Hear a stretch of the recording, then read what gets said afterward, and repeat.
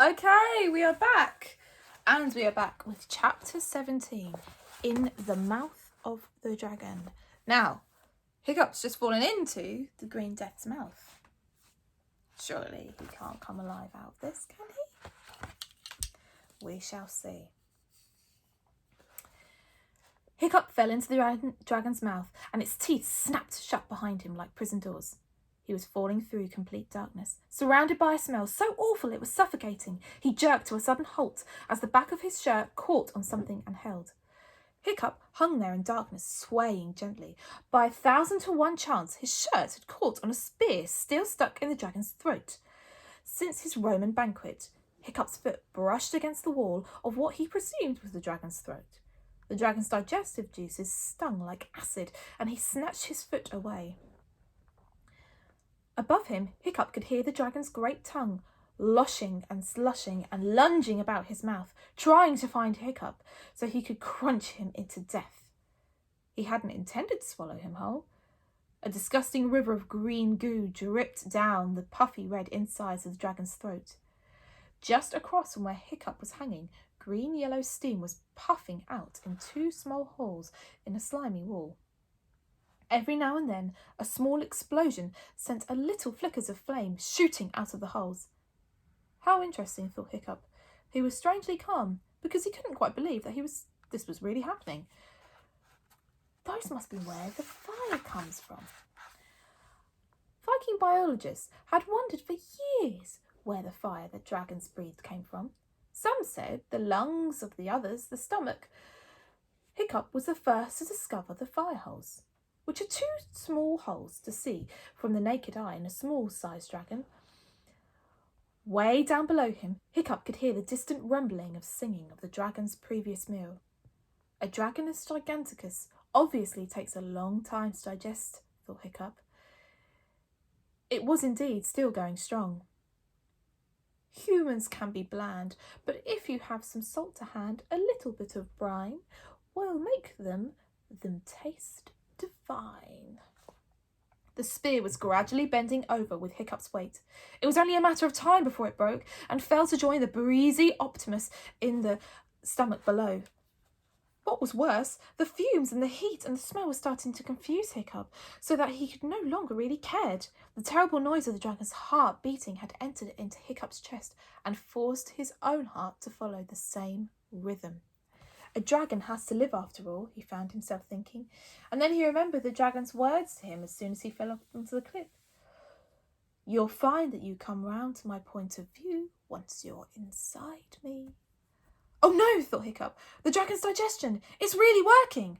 I need to live, he repeated to himself over and over again, trying desperately to block out the dragon's thoughts. There was a horrible creaking noise as the stout Roman spear began to split in 2. End of chapter 17. Do you know what? I'm going to carry on through chapter 18. Let's do this. The extraordinary bravery of Toothless. And that would have been the end of Hiccup if it had not been for the extraordinary bravery of a certain Toothless Daydream. Toothless, if you remember, had refused to join in the battle at the Death's Head headland. He was intending to fly off somewhere down the coast a little bit and lie low, till all was safe again, but he stayed at the highest point for a while, terrorising birds and rabbits. He must have been having a lovely time doing this, for he did not hear the approach of Stoic and the entire tribes of Hooligan and Meathead until Stoic grabbed him around the neck. "Where is my son?" asked Stoic. Toothless shrugged his shoulders rudely. "Where is my son?" bawled Stoic, with an awe-inspiring yell so loud that Toothless' ears trembled. Toothless pointed to the Death's Head headland. "Show me," said Stoic grimly. Under Stoic's fierce eye, Toothless reluctantly flapped off towards Death's Head headland, followed by 2 tribes. They arrived just in time to see the terrible monster throw Hiccup high in the air and catch him in his mouth like a whelk. So much for the fiendishly clever plan, thought Toothless. He was about to use the opportunity of Stoic's obvious distraction to sneak off to a place of safety when something stopped him. Nobody knows what that something was. It was a moment which changed the whole world view of the Hooligan tribe.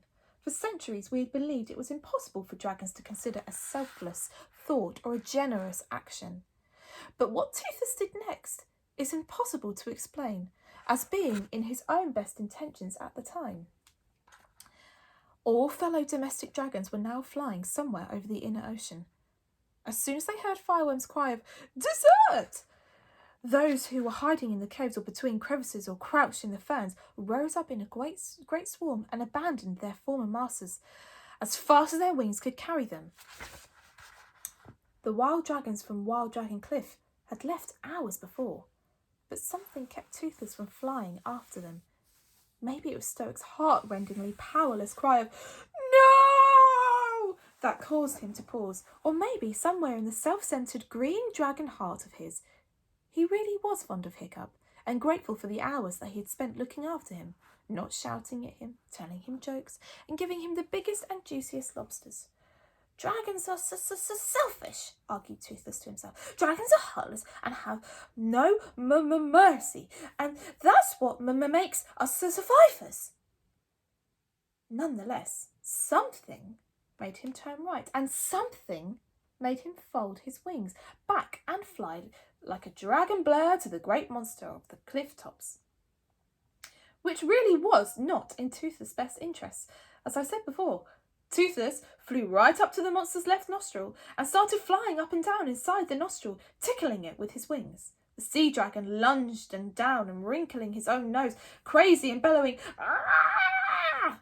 The creature stuck his great talon in his nose in a disgusting fashion and tried to winkle out the flea tickling him, which was irritating him. Toothless didn't quite get out of the way of time, and a talon and it scratched him on his chest. He hardly felt it, though. He was so excited and carried on tickling regardless, dodging and prodding Dragon Claw. "Ah!" bellowed the sea dragon. Meanwhile, Hiccup was being thrown this way and that inside the dragon's throat as it shook its head from side to side. He was trying desperately to hang on to the spear, which was in danger of becoming dislodged any second. Choo! The dragon finally sneezed, and Hiccup, the spear, Toothless, and a great deal of perfectly revolting snot was scattered over the surrounding countryside. Toothless remembered he was shooting through the air, that the boys can't fly. He folded his wings and dived after Hiccup, who was rapidly heading towards the ground. Toothless grabbed hold of Hiccup by the arm and tried to take his weight. Dragon's talons are extraordinarily strong, and he was able to break Hiccup's fall, not entirely, but enough so that when Hiccup crashed in the heather, he was travelling reasonably slowly. Stoic came plunging frantically through the grass. He picked up his son and faced the monster, holding his shield over Hiccup's conscious body. Toothless hid behind Stoic. The Green Death had recovered from his sneezing fit. He shuffled forwards, bleeding horribly from the fatal wounds to his chest and throat. He lowered his terrible head till it was level on the cliff top, and his evil yellow eyes looked straight at Stoic. "Time to die for us all," he purred, the Green Death. "You can't save his life now, you know. You are quite helpless. My fire will melt that shield like butter." The Green Death opened his mouth. He slowly sucked in his breath. Stoic tried to grab onto chunks of heather to hold them fast, but Stoic, Hiccup and Toothless were being dragged slowly but surely towards the gigantic black tunnel that was the monster's open jaws. The Green Death paused for a moment before he blew out again, enjoying their terror. "This is what happens if you don't listen to Dragon's Law," shrieked Toothless to himself in horror as he peered around the side of Stoic's cloak. The monster puffed out his cheeks, and Stoic and Toothless waited for the flames to consume them. But no fire came out. The Green Death looked very surprised. He puffed out his cheeks and blew a little harder, and again, no fire. He tried once more, and now his head seemed to be turning a strange purplish colour with the effort of blowing, and it seemed to be swelling bigger and bigger as if it was pumped up with air from inside. The monster had no idea what was happening. He thrashed around wildly, and his eyes bulged larger and larger until, with a bang that could be heard from hundreds of miles in every direction, the Green Death blew up right in front of their eyes. This may seem like some sort of miracle or an intervention on the part of the gods, but in fact there is a logical explanation. When Hiccup was hanging in the sea dragon's throat, desperately repeating, "I need to live," to himself, he'd taken off his helmet and had plucked the horns as hard as he could into the fire holes. It was a perfect fit, so when the dragon tried to use his fire, The blockage caused a build-up of pressure that eventually grew so great that the dragon Great Death simply exploded. Now there were pieces of dragon flying in all directions. Stoic and Toothless were incredibly lucky not to get hit by anything standing as close to the explosion as they were. But a single burning dragon tooth, 8 foot long, one of the monster's smaller ones, exploded straight towards Hiccup. The boys had been dragged out from under the shelter of the Stoic's shield by the intake of the monster's breath, and was now lying on the ground a couple of feet in front of Stoic and Toothless, completely exposed. Stoic caught the movement of Tooth out of the corner of his eye and flung himself and his shield forward. Only a Viking could have got there in time. Shooting, woodcock and a bow and arrow develops very quick reflexes. So Stoic's shield did save Hiccup's life after all. If it had not been there, the tooth would have impaled Hiccup like a prawn on a stick. As it was, it buried itself deep, deep, deep into the bronze centre of the shield and quivered there, blazing with green-edged flames. Stoic lifted the shield, terrified that the tooth might have pierced through to his son. But Hiccup was unharmed. His eyes were open, and he was listening for something. He was listening for a strange sound that seemed to be coming from the flaming tooth itself. It was a sound of wheezing, echoing singing, like the sound of the wind blowing through coral caves, and it went something like this.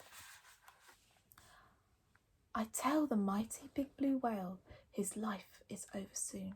With one swish of his armoured tail, I put out the sun and moon.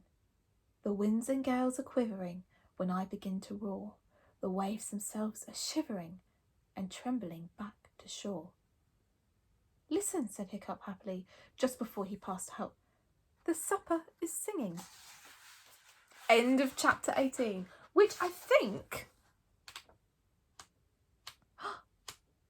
takes us to our last chapter, 19. I'll be back for the last chapter 19 tomorrow.